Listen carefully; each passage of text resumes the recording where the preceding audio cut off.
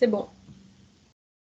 Bonjour, bienvenue dans cette interview avec Magali Azor. Magali, vous allez encore dire encore, mais je l'ai connue grâce aux Entrepreneuses qui déchirent, cette fameuse belle communauté créée par Céline Pod.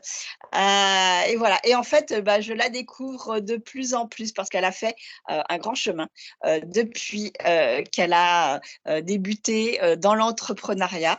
Ça fait 2 ans, je crois. Donc, elle va se présenter. Magali, présente-toi. Qui es-tu? Que fais-tu? Bonjour Nathalie, et ravie de cette interview qu'on doit faire depuis un sacré bout de temps aussi, et je crois que je n'étais pas prête. Et comme tu dis, j'ai beaucoup cheminé, j'ai fait beaucoup de chemin, et je crois que là, ça y est, c'est la bonne. Donc, je suis Magali Azor, je suis tarologue énergéticienne et j'accompagne les femmes en transition de vie, en quête de sens, et surtout celles qui ont des blocages, qui répètent les mêmes schémas encore et encore, justement à trouver ce qui bloque et à en sortir. Donc, j'utilise différents outils, le tarot, etc. J'ai plein de petits trucs pour aider les femmes. Alors, pourquoi est-ce que tu as choisi cette activité?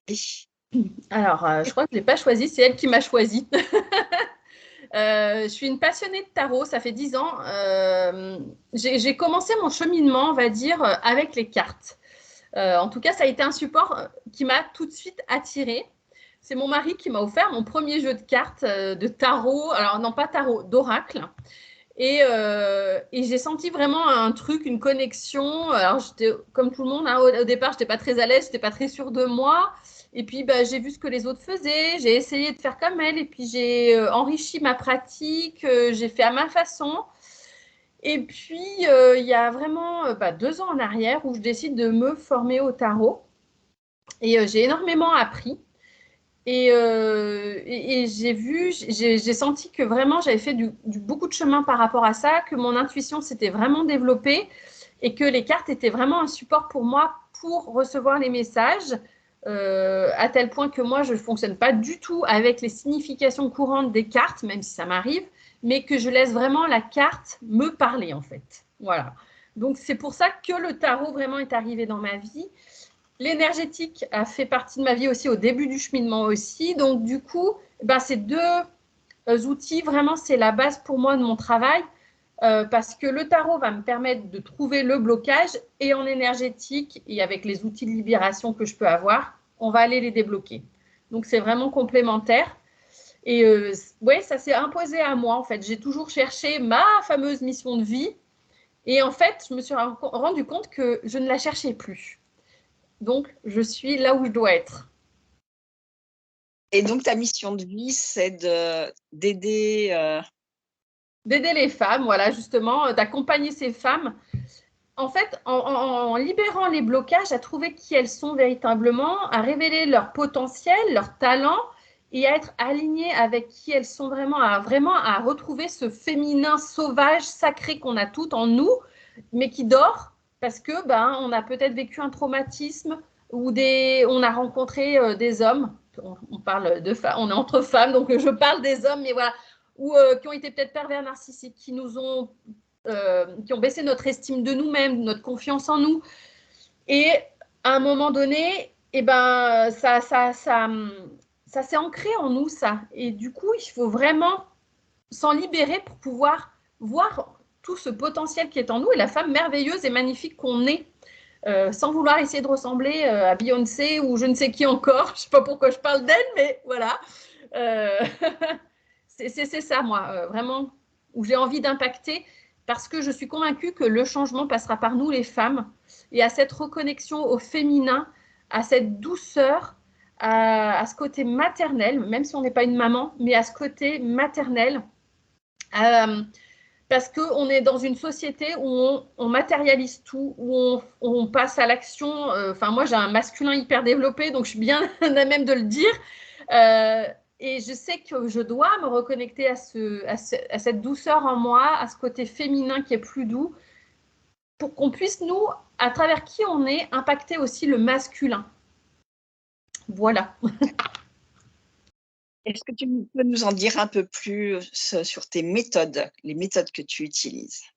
Alors, comme je disais, je m'appuie sur beaucoup d'outils. le tarot est vraiment l'un des principaux outils. Mais au-delà de ça, ça va être mon intuition. C'est ça qui guide une séance. Ça veut dire que d'une personne à l'autre, je ne vais pas forcément faire la même chose. Peut-être que je vais pour une personne beaucoup tirer les cartes et pour une autre beaucoup moins. Mais généralement, je pars quand même toujours de ça. Hein, c'est vraiment ça. Il y a aussi un outil de prédilection, c'est le design humain. Le design humain qui est encore pas très connu, mais qui arrive tout doucement mais sûrement chez nous, en Europe et en France, qui est vraiment la science de la différenciation, qui va, en fait, c'est comme un manuel de toi, en fait, qui tu es, comment tu fonctionnes. J'en avais fait je t'avais fait une petite interprétation de ton design humain. Et moi, je sais que depuis que j'ai rencontré cet outil-là, ça m'a permis de mieux m'accepter, de comprendre que cet éparpillement était normal pour moi et que justement, je devais me recanaliser et être vraiment à l'écoute de mon moi à l'intérieur, de mon sacral, qui lui est là pour me dire, quand ça vibre vraiment pour moi, il se manifeste vraiment. Et j'en parlerai certainement après. Et c'est vraiment un outil merveilleux et j'aime bien aussi l'intégrer dans mes séances, en fait, pour permettre aux personnes qui généralement se comprennent pas forcément, savent pas trop comment elles fonctionnent, dire mais comment je peux choisir? Et ben en fait, le design humain, ça va être vraiment cette possibilité de savoir comment on fonctionne et comment choisir, comment savoir qu'on est sur la bonne voie. Voilà. Après ça, c'est vraiment donc méthode, il n'y en a pas vraiment avec moi parce que c'est au feeling quoi. Selon ce que tu ressens avec la personne. Ouais, c'est ça. Vraiment, il faut. Je vais aller faire peut-être des visualisations pour transformer les choses, mais c'est toujours énergétique. Des libérations avec des outils d'Access Consciousness. C'est un outil que j'aime beaucoup et que je me sers aussi au quotidien et qui apporte mais vraiment beaucoup, beaucoup de libération. Voilà. Qui sont tes clientes? Eh bien, justement, ces femmes qui sont en transition de vie, celles qui ne savent pas si elles doivent rester en couple, si elles doivent se séparer. Alors, je ne vais pas leur dire ce qu'elles doivent faire, hein, ce n'est pas mon job, mais c'est de leur amener de la clarté. En fait, souvent, elles se sentent à un moment de leur vie où elles sont perdues, où elles ne savent pas ce qu'elles doivent faire parce que y a parfois des enfants, peut-être un bien, de multiples choses. Et puis, il y a toute notre histoire passée aussi qui rentre en ligne de compte, qui fait que pour certaines personnes, c'est plus dur de partir parce qu'elles ont peur de l'abandon, tout ça. Donc, c'est vraiment, moi, je suis là pour les guider à trouver leur propre solution, leurs propres ressources. Et si elles ont envie de partir, elles partiront quand ce sera le bon moment pour elles. Mais elles vont être amenées justement à cheminer pour y parvenir. Et moi, je les aide sur ce chemin-là, quoi. Et donc, les bénéfices qu'elles en retiennent, c'est ce cheminement. Oui, puis c'est la compréhension d'elles-mêmes. C'est pourquoi, peut-être pendant tout ce temps, elles sont restées dans la même situation. Il y a toujours un bénéfice à rester dans une situation, justement. Peut-être que c'était juste pas le bon moment, parce que la vie, elle nous amène les choses toujours quand c'est juste pour nous. Et pareil, mon histoire personnelle fait que je sais que plus j'ai essayé de faire les choses, moins ça a fonctionné. Donc c'est aussi leur permettre de comprendre, d'avoir un certain lâcher-prise, tu vois, sur les situations, c'est que de toute façon, quoi que tu fasses, les choses, elles se feront quand c'est le moment pour toi, quand tu es vraiment prête. Et comment est-ce qu'elles reçoivent les affirmations, en fait? Est-ce qu'il y en a qui sont réticentes et qui, du coup, elles sont un peu contre ce que tu dis? Ou, J'ai pas ou encore rencontré ce genre de personnes. Ou alors elles n'ont pas osé, j'en sais rien. Mais en tout cas, non, j'ai pas rencontré ce genre de personnes parce que je pense que dans mes contacts et les personnes que j'attire, c'est des femmes qui ont déjà fait un certain cheminement personnel, qui sont déjà sur une voie de développement spirituel, perso, et qui ont vraiment envie de changer. Tu vois, et je pense que c'est ça qui fait que j'ai pas eu ce genre de personnes qui se disent oh, mais non, machin. Et puis moi, de toute façon, peu importe, même si je rencontre ce genre de personne, ce que je vais lui dire ce jour-là, peut-être qu'elle ne le recevra pas à l'instant T, mais que peut-être une heure, une semaine, un mois, un an après, il y aura un truc qui va faire sens pour elle. Et en fait, la graine a été semée et c'est l'important en fait. Quelle est ton organisation de travail? On va revenir un peu plus sur l'entrepreneuriat. Alors, je rigole parce que alors moi, j'ai beaucoup de mal à m'organiser. Et justement, avec le design humain, j'ai compris que je n'avais pas de rythme fixe. Donc, c'est normal que je ne sois pas organisée. Sauf que, bon, bah, il y a dans le quotidien des choses qu'on est obligé de faire quand même. Hein. Donc, je le fais. Alors, j'ai essayé les to-do list, j'ai un agenda, j'essaye de me fixer des trucs. Clairement, je n'y arrive pas. Ce n'est pas pour moi. Donc, j'essaye vraiment au mieux de suivre vraiment quand je sens que c'est le moment pour moi de le faire, parce que peut-être que c'est genre la déclaration d'impôt, ça va pas tarder à arriver d'ailleurs. Le truc que tu n'as pas envie de faire, mais une fois que tu l'as fait, tu es débarrassé, tu es tranquille. Et ben, ça fait partie de ces choses-là où tu dis, bon, allez, je cale un jour et là, je m'y mets. Il y a des trucs, tu vois, j'arrive à faire quand même parce que je sais qu'une fois que je l'aurai fait, hop, c'est bon, ça, c'est dans un coin et on n'en parle plus.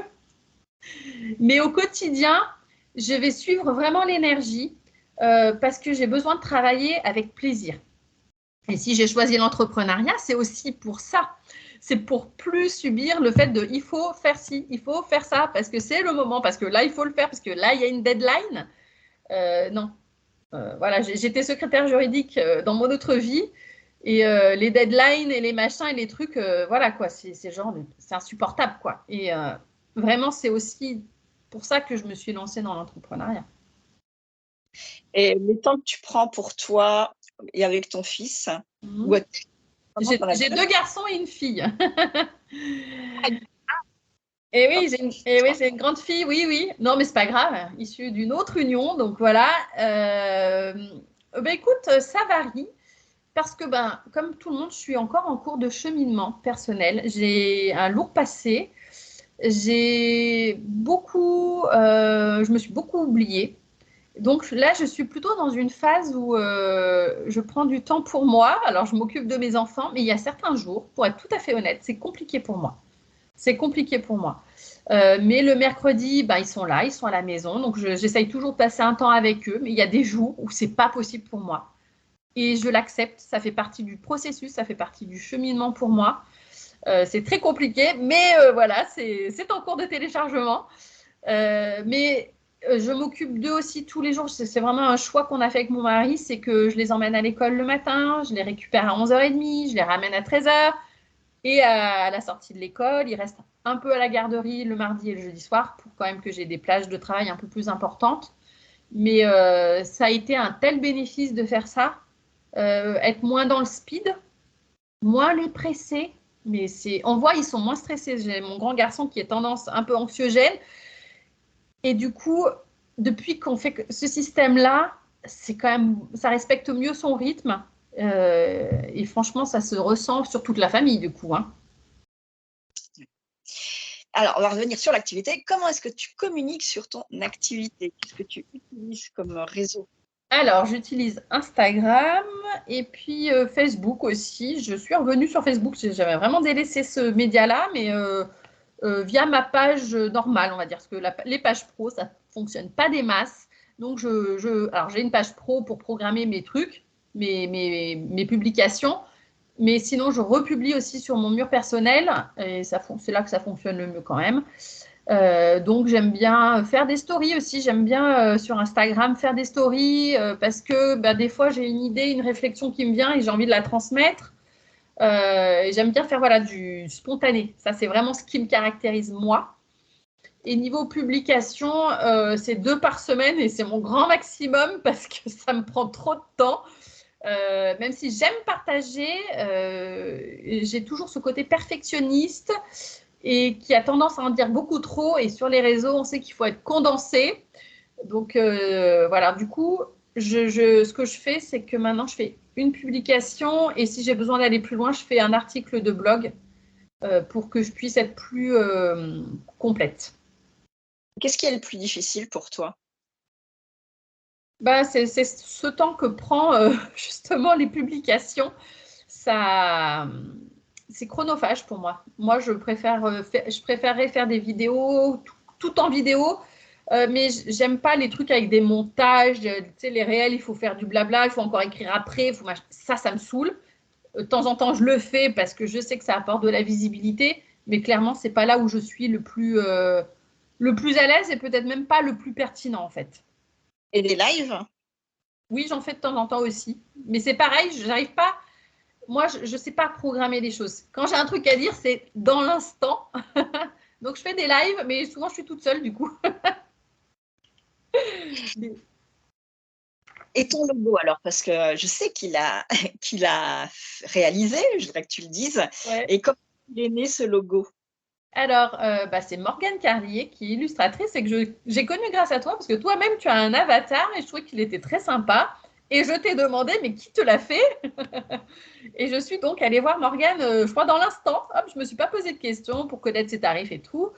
Et voilà. Et au départ, alors je me rappelle de la liste des trucs que je lui ai mis, que je voulais sur mon logo. Mais en fait, c'était ingérable, quoi. Mais elle m'a fait quand même un premier truc. J'ai dit, non, mais alors ça va pas. Non, mais du coup, en fait, je voudrais un truc où on sente plus le côté sorcière. Elle m'a dit, ah bah oui, mais j'ai pas osé. Et c'est là qu'en fait, elle a rajouté le petit chapeau. Voilà, il y a eu vraiment tout cet univers qui me correspondait vraiment. Et je pense qu'au départ, je voulais pas ça parce que j'assumais pas ce côté-là où sorcière. Alors, c'est galvaudé ce mot, je trouve. Mais c'est ce côté, en fait, dans ce que je veux transmettre et ce que je veux apporter aussi, c'est cette transformation aux femmes. Ce fait que un jour, on arrive, on est dans l'état qu'on est, et ben, moi, avec mes petits outils, avec mon expérience de la vie aussi, eh bien, je vais leur montrer qu'il y a quelque chose d'autre qui est possible. Et qu'elles aussi, petit à petit, cette transformation, elles vont pouvoir l'opérer en elles. Donc, tu as créé toute la suite de visuels, hein? Du coup, elle m'a fait ce petit logo, puis après, je lui ai demandé qu'elle me fasse une sorcière debout, tu vois, et pour présenter mes publications, je trouvais que c'était sympa. Donc voilà. Intègre-toi dans ce que tu as besoin. Mm. D'accord. C'était très réussi, bravo. Merci. Tu te sens une âme d'entrepreneuse et pourquoi? Ouais. Alors, oui, j'aurais pas parié là-dessus il y a 20 ans, mais c'est venu en fait tout petit à petit. J'ai commencé avec, alors j'étais salariée, secrétaire juridique, et je me suis lancée dans la VDI, donc vente à domicile, pour des produits de scrapbooking, puisque je suis une grande bricoleuse. Et du coup, enfin, vraiment, ça a été une révélation pour moi. J'adorais ça, aller chez les gens, leur montrer les produits, leur faire tester, enfin voilà. Et au départ, je voulais vraiment me lancer là-dedans, en fait, hein. Mais visiblement, la vie en a décidé autrement parce que ça n'a jamais fonctionné, ça n'a jamais pris, enfin voilà. Mais j'ai appris énormément de toute façon. À chaque fois que j'ai entrepris quelque chose, j'ai appris énormément. Quand mon premier boulot, je l'ai quitté au bout de 15 ans, qu'est-ce que j'ai fait? Je me suis lancée, je me suis mise auto-entrepreneur, je ne savais pas où j'allais. Je me suis dit, allez hop, on y va. Ça n'a pas marché, mais c'est pas grave. J'ai une grande capacité de résilience. Je tombe, je me relève. C'est pas grave. C'était pas ça, c'est pas grave. Je vais finir par trouver le truc, quoi. À force de tester, je trouverai bien. Et vraiment, et là, voilà, l'année dernière, et puis même au tout premier confinement, burn-out, hein, j'étais vraiment pas bien, ça n'allait pas. J'avais prévu au premier confinement de me mettre en arrêt de travail. Et bon, bah, confinement, il y a eu, donc pas d'arrêt de travail puisqu'on était à la maison forcément. Mais bon, ça n'a pas été une sinécure puisqu'on était avec les enfants. Mais bon, ça m'a fait du bien quand même. Et ça m'a montré aussi que je voulais vivre à mon rythme, que c'était chouette, même si ça a été galère de faire les devoirs à la maison, bah, ça m'a montré ce que mon fils il faisait à l'école. Et ça, c'était vraiment une chouette expérience. Et donc, après ça, bah, j'ai repris le boulot quand même. Et rebelote, mars 2021, j'arrive au boulot un jeudi matin et je me suis dit, non, ce n'est plus possible. Là, non, c'est stop. Je ne peux pas continuer comme ça. Je ne peux pas continuer à ce rythme-là, à faire quelque chose qui ne me plaît plus, où on traite les gens comme de la merde. C'est vraiment, il y a eu une révélation à un moment donné, c'est OK, maintenant c'est stop, je prends soin de moi et je suis ma priorité, peu importe ce que mes employeurs vont en penser, vont en dire. je le fais, je me mets en arrêt de travail. Et je me suis mis en arrêt de travail 1 mois, 2 mois, 3 mois, 4 mois, jusqu'à être convoquée par mes employeurs. Et l'entretien s'est passé comme il devait se passer. Moi, j'avais déjà pris ma décision. Je ne voulais pas recommencer. Et l'univers a tout fait pour que ça se passe ainsi. C'était vraiment génial de voir cette autoroute qu'on m'a mis en fait sur ma voie parce que en fait, mes employeurs me disaient bon, en fait, non, ça ne va pas être possible. Donc, on te propose une rupture conventionnelle. Et je suis sûre que si moi, j'avais fait la demande de rupture conventionnelle, elle ne l'aurait pas acceptée. Une histoire d'ego, tu sais. Et du coup, tout s'est mis en place. Donc, je me dis, bon, ok, tout est là. Je me dis, bon, c'est qu'il y a vraiment un message là et qu'il faut vraiment te lancer. Et donc, je me suis lancée en septembre. Voilà. Tu pourrais nous parler de ton projet de magazine qui va bientôt sortir d'ailleurs. Oui. Alors là, celui-là, le Sacral, je vous en parlais tout à l'heure, qu'il vibre. Et là, quand j'ai commencé à… En fait, il n'est pas né tout de suite, ce magazine. Au départ, j'avais envie de proposer un carnet créatif, toujours pour aller à la découverte de soi-même. Et puis, petit à petit, je me dis, ouais, mais j'aimerais bien parler de ça. J'aimerais bien aussi parler de ça, d'astrologie, de tarot, de machin. Sauf que je me suis dit, je n'ai que 2 bras et qu'un cerveau et que matériellement, ça va être compliqué pour moi de le faire. Parallèlement, je ressentais aussi ce besoin et puis j'ai reçu aussi ce message de travailler avec d'autres femmes. Et je me suis dit, mais pourquoi ne pas faire collaborer d'autres femmes à ce magazine? Parce qu'on a toute une vision différente des choses. Je pourrais interroger 3 personnes sur le même sujet, elles en auraient une vision différente. Et je me suis dit, ça pourrait être chouette de transmettre aussi à ces futures lectrices ces messages, ces informations autour de différents sujets qui pourraient vraiment les aider à se sentir mieux dans leur vie, à peut-être connaître des techniques, des pratiques dont elles n'ont même pas connaissance, parce que je me suis rendu compte que moi, j'étais une grande créative, mais je ne suis pas la seule, et qu'il y a des choses magnifiques à découvrir. Et j'ai découvert des choses que je ne connaissais pas. Et du coup, voilà, c'est comme ça que est né Wild Woman. Et donc, le premier numéro sortira normalement le 1er mai. Et j'ai invité plein de personnes à collaborer. C'est vraiment cet esprit-là, ce magazine, c'est se soutenir entre entrepreneurs, mais aussi entre femmes, montrer que on n'est pas obligé d'être dans la compétition, même quand on fait la même chose, on peut apporter des choses différentes. Et c'est vraiment quelque chose qui est vraiment important pour moi parce qu'on est dans un milieu, même si c'est de la spiritualité, il y a beaucoup d'ego, il y a beaucoup de peur. On est chacun sur notre chemin. Hein. Moi-même, il y a des fois, je me dis, oh ouais, mais elle fait mieux que moi, je me compare. Enfin, voilà. Et c'est OK. Mais je suis vraiment dans la démarche de dire, on se défait de ça, de cette compétition, et on construit un truc merveilleux à plusieurs femmes. Qui veut participer, participe. Pour moi, la seule chose qui est essentielle, c'est qu'il faut que ça matche entre nous, qu'il y ait un feeling, que la personne, elle puisse vraiment apporter quelque chose. C'est pas juste, j'en profite pour faire ma pub et je te sors un article à la va-vite. Pour moi, c'est pas ça. C'est vraiment, on va au cœur du concret. On peut même proposer des exercices à nos lectrices. C'est vraiment, il a pris une ampleur que j'imaginais pas en fait. Et c'est hyper joyeux, c'est hyper vibrant. J'aurais pu bosser, je pense, 4 jours d'affilée sans dormir. J'aurais pu le faire. Je me suis dit que c'était pas une bonne idée. Et parce qu'on a besoin aussi de repos, parce qu'à un moment donné, j'avais la tête qui était prête à exploser. J'ai dit stop. D'ailleurs, on a décalé notre rendez-vous à cause de ça. Et mais je me suis dit stop, parce que là, vraiment, il faut que je prenne soin de moi. C'est toujours de revenir à soi qui est important. Et voilà, mais Wild Woman, c'est un truc, c'est pas mon truc, c'est un truc de femme. C'est voilà, les valeurs, c'est partage, sororité et conscience. Voilà. Très beau projet. Alors, si tu avais un ou des conseils pour une entrepreneuse qui débute, qu'est-ce que tu lui dirais? Alors, vas-y, fonce, même si tu te plantes. Ce que tu peux faire, c'est de garder ton petit job salarié à côté si ça te rassure. Parce que je sais très bien tout le monde ne peut pas dire du jour au lendemain, je quitte mon job. Hein, on a des bouches à nourrir généralement. Donc, mais ose, lance-toi. Vraiment, moi, mon mantra, c'est la fameuse phrase culte de Josiane Balasco dans Les Bronzés font du ski, c'est « J'y vais, mais j'ai peur ». Et en fait, si tu as peur, c'est que tu es au bon endroit, justement. C'est que tu as quelque chose à apprendre, à transformer, à dépasser.